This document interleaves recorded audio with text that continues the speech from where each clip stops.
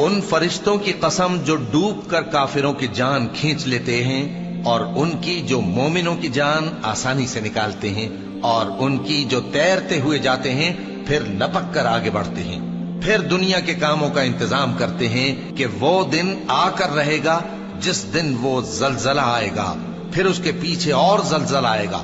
اس دن لوگوں کے دل خوف زدہ ہوں گے اور آنکھیں جھکی ہوئی۔ کافر کہتے ہیں کیا ہم الٹے پاؤں پھر لوٹیں گے؟ بھلا جب ہم کھوکھلی ہڈیاں ہو جائیں گے تو پھر زندہ کیے جائیں گے؟ کہتے ہیں کہ یہ لوٹنا تو سراسر نقصان کا لوٹنا ہوگا۔ تو بس وہ ایک ڈانٹ ہوگی، اس وقت وہ سب میدان حشر میں آ جمع ہوں گے۔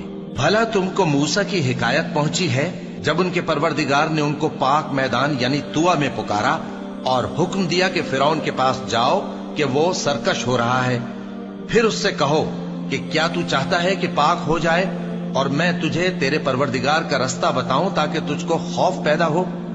غرض انہوں نے اس کو بہت بڑی نشانی دکھائی مگر اس نے جھٹلایا اور نہ مانا، پھر لوٹ گیا اور تدبیریں کرنے لگا۔ سو اس نے لوگوں کو اکٹھا کیا، پھر بلند آواز سے بولا، سو کہنے لگا کہ تمہارا سب سے بڑا مالک میں ہوں۔ تو اللہ نے اس کو دنیا اور آخرت دونوں کے عذاب میں پکڑ لیا۔ جو شخص اللہ سے ڈر رکھتا ہے اس کے لیے اس قصے میں عبرت ہے۔ بھلا تمہارا بنانا مشکل ہے یا آسمان کا؟ اللہ نے اس کو بنایا، اس کی چھت کو اونچا کیا، پھر اسے برابر کر دیا، اور اسی نے رات تاریک بنائی اور دن کو دھوپ نکالی، اور اس کے بعد زمین کو پھیلا دیا۔